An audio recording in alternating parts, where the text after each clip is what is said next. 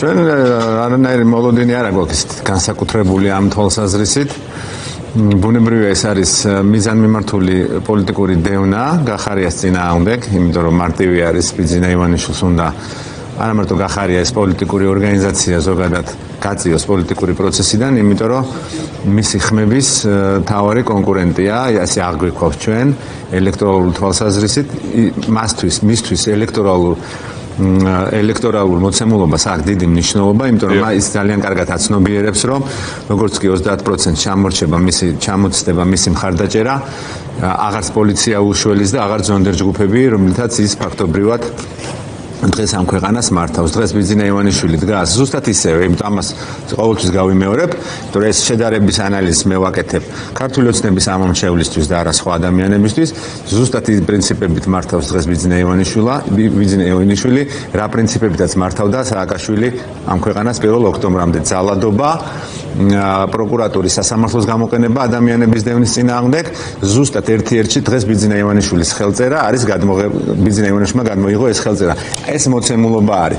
ზუსტად ისევე მოყავს ეს ცრუმოწმეები, პირდაპირ გეტყვით არაკაცები, მე ამას პირშიც ვეთქვი, ნებისმიერ მათაგანს თუ ვინმეს არ მოეწონება, შეუძლია ბატონმა ლევან იზორიამ დამირეკოს და მე ვეთქვი მას, რომ ის არის არაკაცი, პირდაპირ მნიშვნელობით არაკაცი, თავისი ცხოვრებით, თავისი არსით და თავისი ამ მოცემულობით არის ჩვეულებრივად მშიშარა, არაფრის, არაფერი არ არის, ნოლი არის, ცარიელი ადგილი არის, არაფერს არ წარმოადგენს. ეს კაცი, ამ ხელა კაცი, მინისტრიც იყო, მინისტრის მოადგილეც იყო, საქართველოს თავდაცვის სამინისტრო ებარა. ესეთი მხდალი მშიშარა არარაობა პირდაპირ მნიშვნელობით. უბრალოდ, რანაირად მოახერხა ამ ადამიანმა, რომ ასე დაცემულიყო და ცრომოწმე ჩამოყალიბდა. ცრომოწმეობა თქვენ ხო იცით რომ დასჯადი არის. ამიტომ ლევან იზორიამ მოიცოდეს ის მას ადრე თუ გვიან როგორც ცრომოწმეს, ისე დაელაპარაკება ამ ქვეყნის სამართალდამცავი სისტემა. ეს არ შეიძლება ლევან იზორიას და სხვა ადამიანებს ესეთი რამე შერჩეთ. ცრომოწმეობა ადრე მახსოვს რაღაცა ისე მინისტრები ცრომოწმეობად ექციოთ. ეს ახალი ფენომენია, რომ ეს ყოფილი მინისტრები ეს რიგში დააყენა, ეს მართლა პატარა კაცები და ერთმა ქალმა აჯობა პირდაპირ მნიშვნელობით ამას სალსახად ხაზი მაია ცკიტიშვილმა აჯობა აი ამ მართლა ნაკაცრებს, რასაც ქვია, რომლებიც აღმოჩნდნენ, არ ვიცი, მონაც აღარ არის, ეს ახალი პროდუქტი არის, რომელიც ესე იმოქმედა. მით უმეტეს ის თავისი მოცემულობიდან თქვენ ხო გესმით ეს ცრომოწმეობა კიდე ჯობია იმას რომ მართლა რო ეძინა ადამიანს. წარმოიდგინე მას საერთოდ არარაობა იყო, მაგრამ არ არსებობს ხო ეგეთი რაღაცა, იმიტომ რომ იქ სხვა წარმოუდგენელი არის ხა ეგ პროცესი რომ მიდიოდა ყველანი ვსაუბრობდით ამას პარლამენტში. ამაზე ჩვენ პარლამენტში ვსაუბრობდით, ეს პოლიტიკური პროცესი იყო, ეს კარგი პროცესი იყო, ამით მაშინ ქართული ოცნების საპარლამენტო გუნდი და მთავრობა ამით ამაყობდა რომ ეს გააკეთეს და ამას მართლა რა შეებოდა, ფულ შეულობდა? ბატონმა ლევან იზორიამ უნდა იცოდეს, რომ რაც იშოვა და რითაც აშანტაჟებს თქვა სისტემა, რომ იცი რა არის, შენ ხარ კორუმპირებული და ის მართლა არის. ჩემი გადმოსახედიდან მე ასე ვარაუდობ, რომ ის არის კორუმპირებული, იმიტომ რომ მასზე არაერთხელ იყო თქვა მაშინ გუნდში საუბრები, რომ ეს კარგად გაძღა მინისტრობის პერიოდში. მე ვფიქრობ, რომ რა თქმა უნდა აიძულეს, იმიტომ რომ ის ყავს დაჭერილი ბიძინა ივანიშვილს მარტივი პოლიტიკა აქვს. გასვაროს ყველა კორუფციაში და მე აი როგორც მარიონეტები ისე გამოიყენოს ეს არარაობები პირდაპირ მნიშვნელობიდან. თუ რამე პრეტენზია გაქვს ლევან, ჩემი ნომერი იცი დამირეკე და ტელეფონში გაგცემ თუ სანმე გინდა სხვაგანაც გეტყვი რომ შეხარ არარაობა ჩვეულებრივ ნამდვილად არ მინდოდა არ ველოდებოდი ამ ადამიანის ესე დამსხრევას მეწყინა ადამიანურად, იმიტომ რომ ამ ადამიანს ვიცნობ, ხელის ჩამორთმევის ღირსი კი არა. აი საერთოდ დაინახავ ადამიანი, უნდა უთხრა ის რაც არის არარაობა, ცრუმოწმე.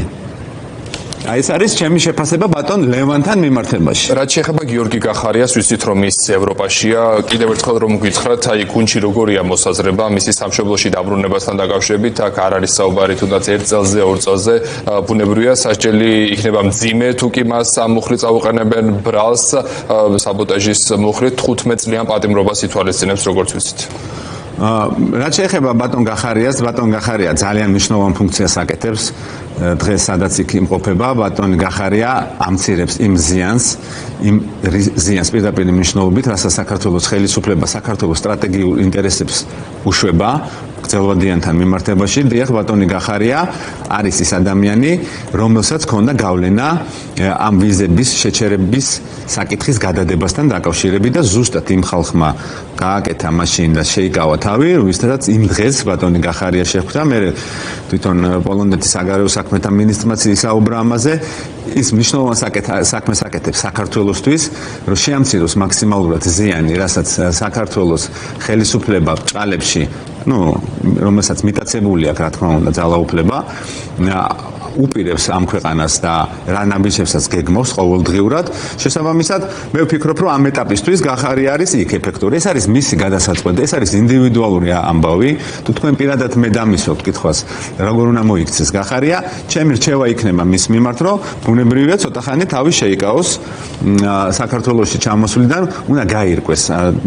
ცხადე ნათელი უნდა მოეფინოს, სად მიდიან, სად არიან, როგორ არიან, იმიტომ რომ შიგნიდანაც გამოდის ინფორმაციები. რატომ ზუსტ თქვენი აზრით ბიძინა ივანიშვილს გიორგი გახარია განსაკუთრებით არჩევნებამდე პრინციპში მან დაანონსა, რომ არსებობს კონკრეტული საქმეები არა მარტო გახარიას, არამედ მისი გუნდის წინააღმდეგაც და ის ამ ყველაფერს სისრულეში მოიყვანდა. მარტივად, იმიტომ რომ ჩვენი ბიძინა ივანიშვილს ყველა ის ადამიანი უქმნის საფრთხეს პოლიტიკური თვალსაზრისით, ვინც თქვათ, ვისაც შეუძლია იმ ელექტორატის დარწმუნება, ვინც აქამდე აძლევდა ქართულ ოცნებას ხმას, რომ ქართული ოცნება განაცდა პირდაპირ მნიშვნელობით და ამის მთქმელი არის ჩვენი პოლიტიკური ორგანიზაცია. ჩვენგან ეს ესმით. ჩვენგან ესმით ამ ადამიანებს, როცა ვსაუბრობთ, დღეს რას აკეთებს მაგალითად კალაძე, ზუსტად ისევე იმ მეთოდებით ასახლებენ ადამიანებს, რა მეთოდებიც გამოასახლეს წინა ხელისუფლების დროს თაბუკაშვილის ქუჩაზე. ხო, გახსოვს როგორ გამოაგდეს, აი გადმოუყარეს ეს ყველაფერი, ავეჯი, შეუვარდა პოლიცია.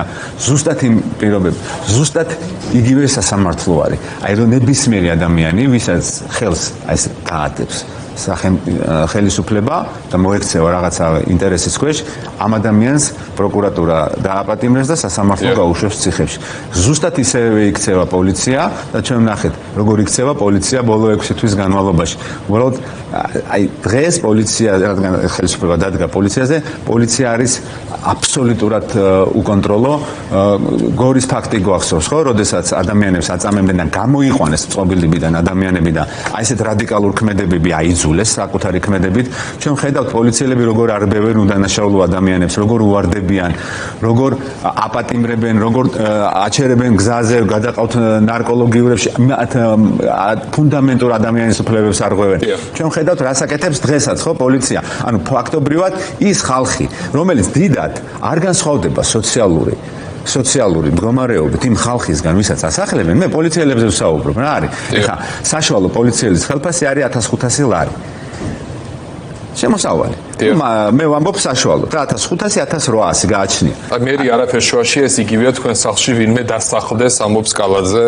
ზუსტად იგივე საუბრობდნენ, როდესაც ყრიდნენ სხვადასხვა დაწესებულებებიდან დევნილებს, როდესაც იმ ხალხს, ვინც არის დაცვის, ზრუნვის კონსტიტუციური უფლება არის სახელმწიფოსი, ადამიანები უზრუნველყოს საცხოვრისით, ადამიანები უზრუნველყოფს მინიმალური საცხოვრებლის სტანდარტით ადამიანის უფლებები. დღეს რასაც კალაძე აკეთებს, ეს არის ზუსტად იმის გაგრძელება, რაც ისწავლა მაშინ, როდესაც იყო მონა სააკაშვილის. პირდაპირ მნიშვნელობთ, ანუ დღეს თუ კალაძეს გონია, რომ აი ამ ასეთი განცხადებებით რაღაცნაირად ვიღაცას დაარწმუნებს, რასაც ის აკეთებს და ამას გაამართლებს, ეს არის წარმოუდგენელი. რასაც ის აკეთებს, ეს არის ზუსტად ის, რასაც აკეთებდა მისი მიერ მხარდაჭერილი წინა ხელისუფლება. მის მიერ მხარდაჭერილი, ჩვენ გვახსოვთ, კამპანიაში იყო ჩართული აქტიურად ეს ადამიანი. ამიტომ ის, რასაც ის აკეთებს, ეს არის სისხლის სამართლის დანაშაული, რაც მისმა თქვათ, გაუთვალისწინებლობამ, უპასუხისგებლობამ ადამიანების სიცოცხლის შეიწირა ვაკეშიც, ვაკის პარკშიც. ვაგზლის მოედანზე ეს მისი პირადი პასუხისმგებლობაა. მისი პირადი ატარებელია ეს პირთი და ამაზე არა მარტო ეს იქნება, არამედ სხვაგვარი პასუხისმგებლობაც იქნება, იმიტომ რომ იცოდა მერიამ სრული პასუხისმგებლობით ვამბობ, მერიამ იცოდა რა ხდებოდა ვაგზლის მოედანზე, მერიამ იცოდა რომ ის იყო ავარიული შენობა, მერიას არ გადაუკეტია ტროტუარი, მერიას არ გამოუკრავს ბანერი. მათივე სიტყვების საპირისპიროდ საუბრობ, რომ აქ ეს არის ავარიული და აქ სიარული არის საფრთხე, არც არაზოს არ მისულა გენერალური ინსპექციის წარმომადგენელი და არც ერთ გარემო ვაჭრისთვის არ უთქვამს, რომ ადექით ჩემო ძვირფასებო, იმიტომ რომ აქ არ შეიძლება ვაჭრობა, იმიტომ რომ ეს შენობა წარმოადგენს სიცოცხლისთვის საფრთხეს, ეს არ გაუკეთებია. იმიტომ არ გაუკეთებია, რომ ფულშოულობს, იმიტომ არ გაუკეთებია, რომ კორუფციაში არის ჩართული, იმიტომ არ გაუკეთებია, რომ არ აინტერესებს საკუთარი კეთილდღეობის გარდა არაფერი არ აინტერესებს და მანაც უნდა იცოდეს, აი როგორც ექცევა მაგალითად ბიძინა ივანიშვილი, როგორ ექცევა ღარიბაშვილს, როგორ ექცევა ყოფილ სუსის ხელმძღვანელს, როგორ მოექცა თონიკე რიჟვაძეს, რომელიც იყო კალხა კალაძის პროტეჟე, რომელმაც დაამთავრა სხეულში ტყვიით. მისი კარიერა ქართულ ოცნებასთან დაამთავრა იმით, რომ მის სხეულში აღმოჩნდა ტყვია აღმოჩნდა.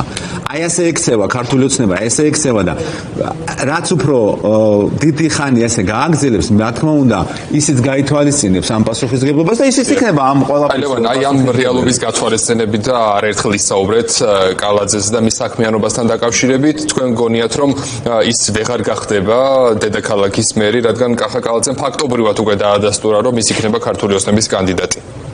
ის მაგას ჩვენ ნახავთ ოქტომბრის არჩევნებზე.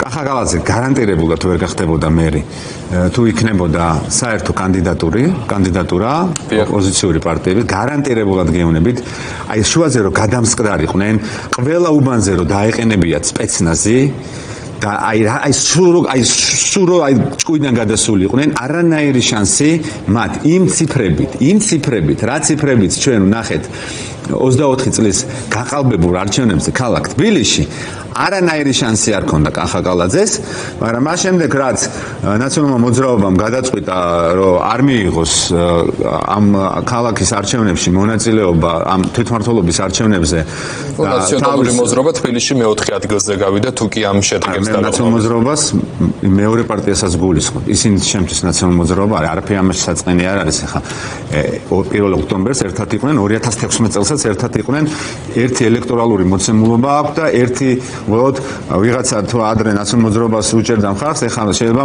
სხვა ამ პარტიას დაუჭირა მხარი, მაგრამ შინაარსობრივად ერთი მდგენელი აქვს, ერთი წარსული აქვს, ერთნაირად ჩემი დამოკიდებულება ერთნაირია.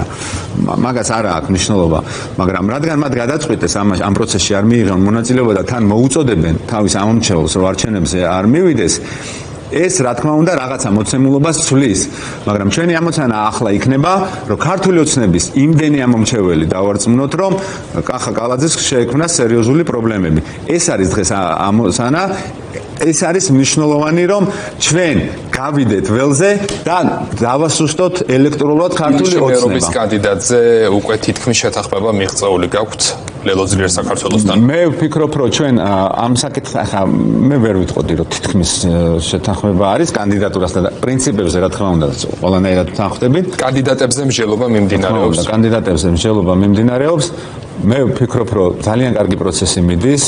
ძალიან კარგად თანამშრომლობთ იმ თვალსაზრისით, რომ კარგად გვესმის მოცემულობა, ჩვენ ერთმანეთის ინტერესებთან წავედით კომპრომისზე და მე ვფიქრობ, პოლიტიკაში კომპრომისს ძალიან დიდი მნიშვნელობა აქვს. თუ კომპრომისი არ შეგიძლია, ფაქტობრივად მაშინ რომ წახვიდე სახში. მოქალაქეების ლიდერი ალეკო ელისაშვილი დასახელდა, თქვენ ადასტურებთ, რომ შესაძლოა ერთ-ერთ ვერსიადაც ისიც განხილებოდეს. ეს მედიის ინფორმაცია არის. ჩვენი საუბრების დროს ჩვენ ჯერჯერობით ამ საკითხებთან დაკავშირებით არ გვისაუბრია, მაგრამ ჩვენ დარწმუნებული ვბრძანდებოდეთ, რომ 4 სექტემბერს და შეიძლება ცოტა ადრეც ჩვენ თბილისთან მიმართებაში გვეცოდინება ვინ იქნება და რაც შეეხება სხვა ქალაქებს, დიდ ქალაქებშიც ერთი კანდიდატი, შეჯერებული კანდიდატი გეყოლება. ჩვენ ყველგან, აი თქვენ უნდა გესმოდეთ, რომ ჩვენ ყველგან გავიცავთ პარიტეტს სამაჟორიტარო უბნებთან და ოლქებთან მიმართებაში. ყველა ქალაქში შევთანხმდებით და ეს რაღაცას ნიშნავს ამ ქვეყანაში, როდესაც ასეთ დონეზე თანამშრომლობენ პოლიტიკური პარტიები, ასე ესმით და ესე თანასწორად და ესე კონსტრუქციულად ერთმანეთთან მუშაობენ. მე ვერ ვხედავ, რომ რაღაცა დაბრკოლება იქნება ამასთან დაკავშირებით. ჩვენს და ისინიც არიან ნებისმიერ შემთხვევაში წავიდეთ ყოველთვის ისეთ კომპრომისზე, რომელიც არ დააზიანებს ამ ძალიან კარგ ურთიერთობებს ამ ეტაპზე. შესაბამისად, ჩვენ ის მემორანდუმი, რაც გავაფორმეთ, ჩვენ ამ მემორანდუმს გავუყვებით და ამ პრინციპებით გავალთ არჩევნებზე და კიდევ ერთხელ მე მინდა დავაფიქსირო, კიდევ ერთხელ რადიკალიზმის და ზედმეტი რაღაცა მართლა ზედმეტი იმის გარეშე კიდევ არის თქვათ იმის შესაძლებლობა, რომ ამ ადამიანებმა გადაწყვეტილება შეცვალონ არჩევნებთან დაკავშირებით. მე ვფიქრობ, რომ დღეს არის ძალიან რეალური იმისი, რომ ხუთი მნიშვნელოვანი ქალაქი. ხუთი მნიშვნელოვანი ქალაქში ქართულმა ოცნებამ წააგოს, რაც მინდა გითხრათ. იქნება მეორე დღესვე ქართული ოცნება იძულებული იქნება ამ ქვეყანაში დანიშნოს საპარლამენტო ვადამდელი არჩევნები. უბრალოდ შანსი არ ექნება ქართულ ოცნებას და ამ შანსის გამოყენება კიდევ არის ამ ხალხისგან შესაძლებელი და ვფიქრობ, რომ არ თქვან იმაზე უარი, რომ აი ამ გზით შესაძლებელი იქნება მართლა ამ ქვეყანაში ვადამდელი საპარლამენტო არჩევნების ჩატარება. დანარჩენი, ჩემი პერსონალური მოსაზრება არის, დანარჩენი თუ რამე ნეგატიური იქნება, ეს ნეგატიური მათზე აისახება და ზოგადად თუ შემეკითხებით, მე საერთოდ ვერ ვხედავ იმ პრობლემასაც, თუ ეს პარტიები არ მიიღებენ მონაწილეობას, მაგრამ მნიშვნელოვანი არის, რა თქმა უნდა, ადამიანები მივიდნენ არჩევნებზე, მაგრამ კიდევ ერთხელ ვამბობ, ჩემი მოსაზრება არის პერსონალური, დაძლევენ საკუთარი ეგო და საკუთარი არ მესმის მათი არგუმენტი, არა აქვს ჯერ ესეც არგუმენტი, რაღაცა ჰიპოთეტური ხელისუფლების დამხობას აპირებენ 4 ოქტომბერს, ხო? მშვიდობიანად. მას ხას უსვამენ. აი იმის იქით ლოგიკა არ არსებობს და დაძლიეთ საკუთარი ეგო, მესმის რომ ცულია ეხა ნაციური ეგოს დაძლევა, მაგრამ ყოველ შემთხვევაში დაძლიეთ საკუთარი თავისთვის. ჩემთვის არა, საკუთარი თავისთვის და თუ მართლა იმ ხალხზე ზრუნავთ, ვინც ამ ქალაქში ცხოვრობს და დიდ ქალაქებში და სხვაგან ცხოვრობენ ამ ქვეყნებში, დაძლიეთ საკუთარი ეგო, გასაგებია რომ მე არ მოგწონვართ და არც უნდა მოგეწონოთ, ბუნებრივია, იმიტომ რომ მონაწილეობა მაქვს თქვენს დამარცხებაში 1 ოქტომბერს მიღებული, მაგრამ დაძლიეთ საკუთარი ეგო და აი უბრალოდ იმ ადამიანებისთვის, რომლებიც ყოველდღიურად შრომობენ, ამ ქვეყნის მომავალზე ფიქრობენ, მათთვის მიიღეთ მონაწილეობა, იმისთვის რომ ამ ქალაქში კალაძემ გარანტირებულად არ გაიმარჯვოს. დიდი მადლობა ლევან სტუდიაში მობრძანებისთვის.